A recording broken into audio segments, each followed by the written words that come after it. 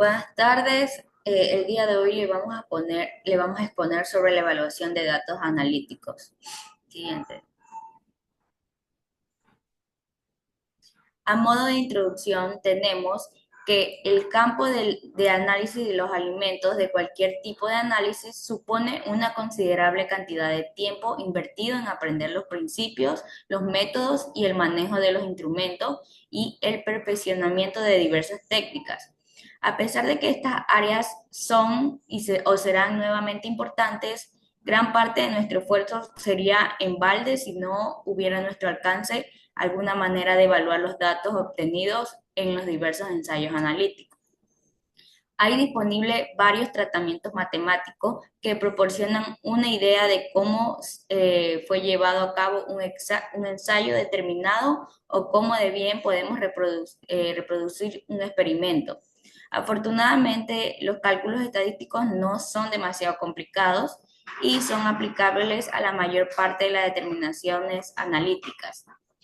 Pues este presente capítulo se centra primordialmente en cómo interpretar los análisis duplicados realizados sobre una misma muestra en busca de la exactitud y la precisión. Además, se presta una elección destacada a la determinación de los mejores ajustes a una recta para los datos de una curva de calibrado. También se tiene presente el estudio detenidamente que hay un amplio conjunto de programas de ordenador para llevar a cabo la mayor parte de los tipos de valoración de los datos, así como para realizar los cálculos y trazar la gráfica. Siguiente. Eh, Continuando con el tema, tenemos la medida de la tendencia central, la cual, para mejorar la exactitud y la precisión, se realizan múltiples análisis de una muestra, generalmente al menos tres, debido a que no estamos seguros del cuál es el valor más próximo al valor verdadero. Determinamos la medida empleando todos los valores obtenidos y comunicamos los resultados de la media. La media se denota por el símbolo X y se calcula de acuerdo con la ecuación siguiente, en la cual tenemos que X es igual a media, tenemos X sub 1, X sub 2, etcétera, que representan los valores determinados separadamente, y tenemos N, que es el número de determinaciones. Por otra parte, por otra determinación que se pueden utilizar es en la mediana, que es el punto central o número de un medio dentro de un grupo de números. Básicamente la mitad de los valores experimentales serán inferiores a la mediana y la mitad serán superiores. A continuación, mi compañera. Mi nombre es Valentina Mero y continuando con el tema, yo les voy a hablar sobre la exactitud y precisión en el análisis de datos. Cuando trabajamos con datos experimentales, es crucial entender los conceptos de exactitud y precisión, ya que son la base para evaluar la calidad de los resultados obtenidos. ¿Qué es la exactitud? Esta se refiere a qué tan cerca está un resultado del valor verdadero o correcto. Por ejemplo, si en el análisis de humedad de muestra de alimentos se obtiene una media de 64,72% y el valor verdadero conocido es de 65,05, podemos afirmar que este resultado es bastante exacto. Sin embargo, un problema común en la evaluación de la exactitud es la dificultad para conocer el valor verdadero con certeza. Para probarlo, se utilizan muestras estándares de composición conocida para comparar estos resultados. También se puede constatar con los resultados obtenidos por otros laboratorios, asumiendo que estos últimos sean exactos. La exactitud entonces nos ayuda a determinar si un procedimiento analítico está proporcionando resultados cercanos a la realidad. Siguiente diapositiva. ¿Qué es la precisión? Por otro lado, la precisión mide la reproducibilidad de los resultados, es decir, evalúa tan consistentes si son los valores obtenidos en estos ensayos, o sea, si se pueden repetir. Un procedimiento es preciso si los resultados se duplican en múltiples o similares.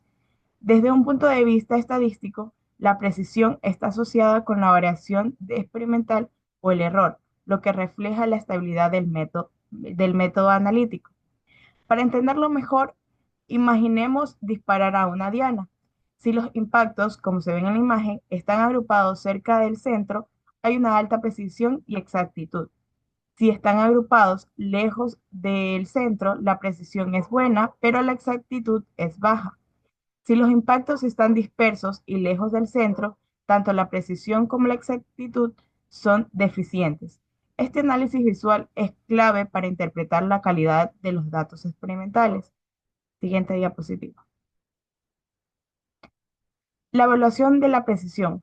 Para cuantificar la precisión, se recurre a herramientas estadísticas como la desviación típica, que mide la dispersión de los datos en relación con la media.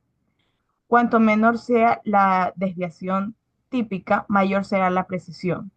Si, si tenemos muchas muestras, entonces la desviación típica se denota por la letra griega sigma y se calcula de acuerdo a la siguiente ecuación. Sigma, que significa desviación típica, x sub 1, x sub i, que significa valores individuales de la muestra, u, que es el promedio verdadero, y n, que es la población total de todas las muestras. Un camino fácil para cogerle la desviación típica es calcular lo que se conoce como el coeficiente de variación o también conocido como desviación típica relativa, que relaciona a esta desviación típica con la media en porcentaje que permite evaluar la reproducibilidad del método. Un, un coeficiente de variación inferior a 5 suele considerarse aceptable.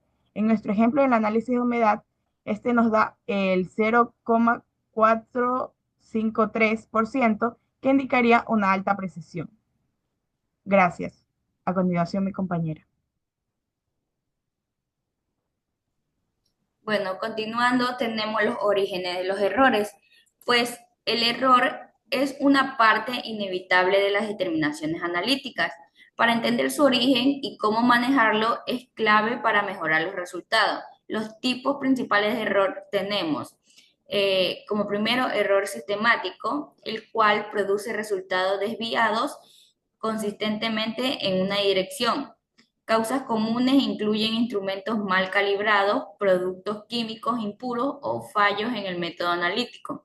A modo de ejemplo, tenemos una pipeta que siempre entrega un volumen incorrecto, genera resultados precisos pero inexactos. En correcciones tenemos calibrar instrumentos, realizar determinaciones en blanco o usar un método alternativo. El segundo error es el aleatorio, pues este surge de limitaciones humanas e instrumentales y actúa de manera impredecible. Es inherente a cualquier medición, como la lectura de una balanza o la detección de un punto final en una valoración. También incluye el ruido de fondo de los instrumentos, aunque es inevitable, su impacto puede reducirse con prácticas cuidadosas y métodos bien diseñados. Siguiente. También tenemos las meteduras de pata, pues estos errores evidentes debido a descuidos como usar el reactivo equivocado o aplicar una técnica incorrecta, también conocidos como error del síndrome del lunes por la mañana. Son fáciles de identificar y corregir. A modo de ejemplo tenemos confundir instrumentos o aplicar una medición de forma descuidada. Aunque ningún análisis es completamente libre de errores, minimizar los errores sistemáticos y aleatorios junto con la detección temprana de meteduras de pata mejora la exactitud y precisión de los resultados analíticos. Luego tenemos la especificidad, pues este es un método analítico que se refiere a su capacidad para detectar únicamente el componente de interés.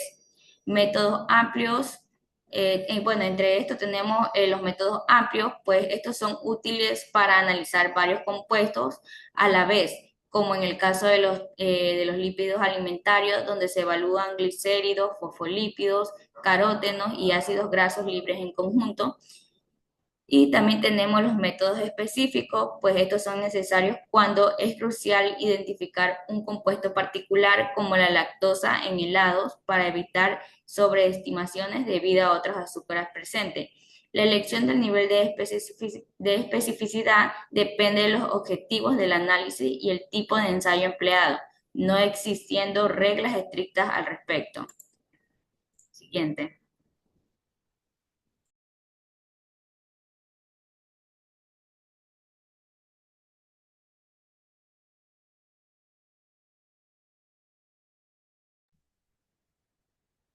La sensibilidad y el límite de detección. La sensibilidad está relacionada con la magnitud de cambio en un aparato de medida con los cambios de concentración de compuesto. A diferencia de la sensibilidad del límite de deducción, es la menor cantidad posible que podemos detectar con cierto grado de confianza. Existen tres maneras de medir el límite de detección, dependiendo del aparato que se utiliza. Si estamos utilizando algo similar a un espectrofotómetro o un cromatógrafo de gases o cromatógrafos de líquidos de alta resolución, el límite de detección se alcanza a competencia cuando la proporción de la señal de ruido es 3 o es de 3 o mayor. Una manera muy general de definir el límite de detección es la aproximación al problema desde un punto de vista estadístico en el cual se tiene en cuenta la variación de la muestra. Em, en esta ecuación que tenemos, la aparición de los valores del blanco determina el límite de detección, una variabilidad alta en los valores de los blancos y aumenta el límite de detección. Siguiente diapositiva. Ya, el ajuste a una curva, el análisis por regresión. Em, el ajuste de la curva es un término genérico utilizado para describir la relación y la evaluación entre dos variables. Las detecciones analíticas habitualmente interesados solamente en un pequeño segmento del análisis curvilínea, la curva del calibrado o recta de regresión. Cuando representamos gráficamente las parejas de los valores X y Y, obtenemos un diagrama de dispersión de puntos que pueden ser unidos para formar una línea recta, lo cual, lo cual relaciona la concentración con la respuesta observada.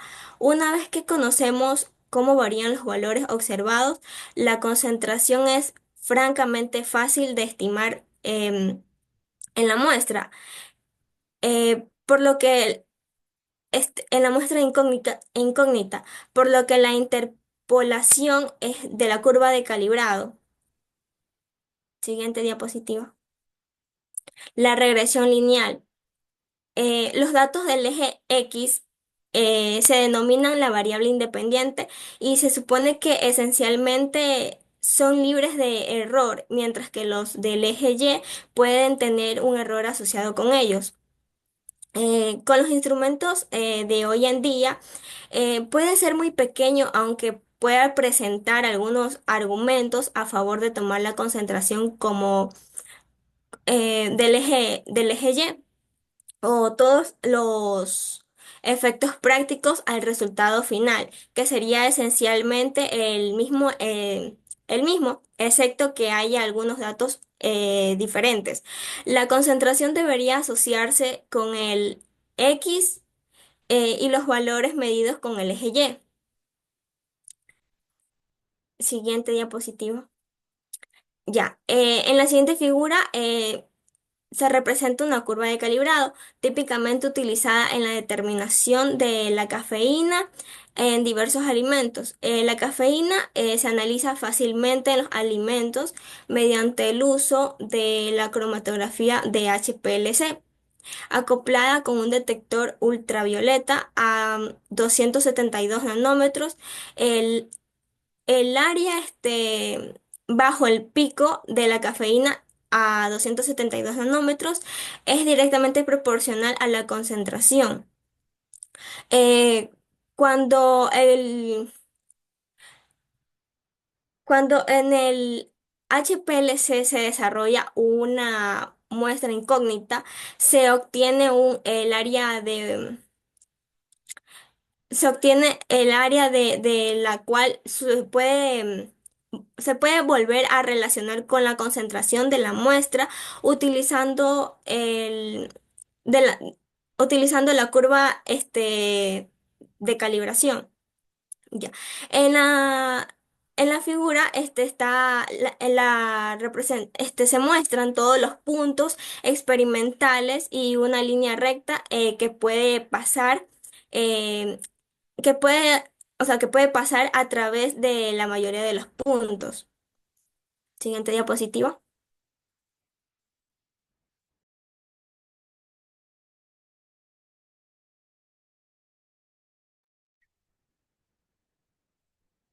Buenas tardes, mi nombre es Carlos Villegas y a continuación con la exposición les voy a hablar sobre el coeficiente de correlación. Como tal, al observar el tipo de correlación, incluidas las lineales, siempre surgen preguntas que tienen que ver de cómo trazar la línea a través de los puntos experimentales y cómo de bien se ajustan los datos a la línea recta. Lo primero que se debería de hacer con cualquier conjunto de datos es representarlos gráficamente para ver si los puntos se ajustan a una línea recta. Sin más que observar los datos representados gráficamente, es bastante fácil formarse como tal una opinión sobre la linealidad que sigue la recta. También podemos escoger regiones de la curva cuando no existe una relación lineal. Como tal, las figuras que pueden observar, la del lado izquierdo, aquí muestran ejemplos de curva con una fuerte y débil correlación. Y la imagen de la derecha, estas presentan correlaciones inversas y ausencia de correlación. También se menciona el coeficiente de determinación R cuadrado, que aporta una visión sobre la proporción de variación explicada por la línea recta. Y el coeficiente de correlación R cuantifica la calidad del ajuste a una línea recta.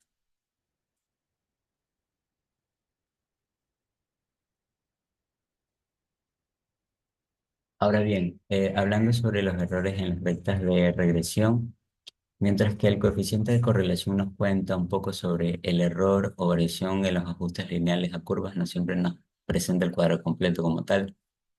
Además, ni la regresión lineal ni el coeficiente de correlación nos indicarán que un conjunto de datos en particular presente una relación lineal. Solamente proporcionan una estimación del ajuste como tal, presuponiendo que la línea sea una recta. Como ya se ha indicado más atrás, la representación gráfica de los datos es crítica cuando examinamos cómo se ajustan los datos a la curva. Un parámetro que se utiliza con frecuencia son los valores residuales o residuos de Y, los cuales son simplemente las diferencias entre los valores observados y los calculados o computados. Los programas avanzados de representación gráfica para computadores pueden, de hecho, representar los valores residuales para cada punto experimental como una función de la concentración. No obstante, no es necesario normalmente representar de manera gráfica los valores residuales, puesto que los datos que no se ajustan sobre la línea son habitualmente muy obvios. Si los valores residuales fuesen grandes para la totalidad de la curva, entonces todo el método debe ser evaluado cuidadosamente. Sin embargo, la presencia de un punto que se encuentra obviamente apartado de la línea, mientras que el resto de los puntos se ajustan muy bien, indica probablemente un patrón de calibrado preparado inadecuadamente. Una manera de reducir la cuantía del error consiste en incluir más duplicados de los datos, tal como repetir las observaciones con un nuevo conjunto de patrones y como tal para las determinaciones de la regresión y de los coeficientes pueden introducirse en la calculadora pues en la hoja de cálculos los valores duplicados de X y Y como puntos separados. Otra opción, probablemente la más deseada, es expandir las concentraciones a las cuales se toman las lecturas. La recopilación de observaciones para más puntos experimentales dará lugar a una curva de calibrado mejor. Sin embargo, aumentan los datos por encima de 7 o 8 puntos, pues esto no va a ser provechoso habitualmente. Em, por otro lado, otro punto de discernir mejor la fiabilidad de la curva de calibrado consiste en representar gráficamente los intervalos o bandas o límites de confianza sobre la curva de calibrado. Y por último está la presentación de los resultados. Esta como tal, al tratar con resultados experimentales, siempre nos enfrentamos con la necesidad de comunicar los datos de una manera que indique la sensibilidad y la precisión del ensayo. Idealmente no deseamos exagerar ni minimizar la sensibilidad del ensayo y en consecuencia nos esforzamos por comunicar un valor significativo, sea este un promedio, una desviación típica o algún otro número. Las siguientes tres secciones, pues se va a discutir sobre cómo podemos evaluar los valores experimentales, con el fin de ser precisos cuando informemos de los resultados. Muchas gracias. Continuando, tenemos las cifras significativas. Eh, las cifras significativas son esenciales para comunicar la sensibilidad y la fiabilidad de los resultados analíticos, representados en dígitos, que sabemos con certeza que uno adicional que está sujeto a estos, ¿no?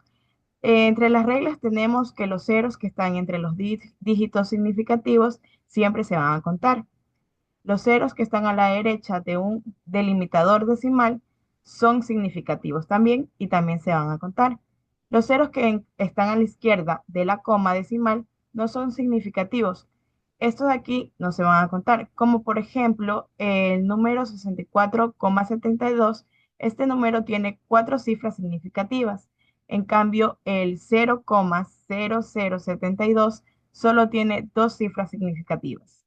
Es fundamental reportar los resultados finales redondeando adecuadamente, evitando añadir dígitos que carezcan de relevancia estadística. El rechazo de los datos. En el trabajo experimental es común encontrar valores que no encajan con el resto de los datos. Estos se conocen como valores discrepantes. Aunque es tentador rechazarlos sin justificación, puede ser incorrecto. Para tomar decisiones informadas, se utilizan pruebas estadísticas como el ensayo Q. Este nos permite evaluar si un dato puede descartarse con un nivel de confianza del 90%. La ecuación del valor Q se da, este valor Q es igual a x2, x sub 2 que significa el valor más próximo a 1, x sub menos x sub 1 que es el valor dudoso, sobre W que es el rango total de los valores obtenidos, sustrayendo el valor más bajo del valor más alto. Un ejemplo es el análisis de humedad que se obtuvieron los siguientes valores: 64,53, 64,45, 64,78 y el 55,31. El último porcentaje parece inconsistente. Aplicando el ensayo Q, se determina que podría rechazarse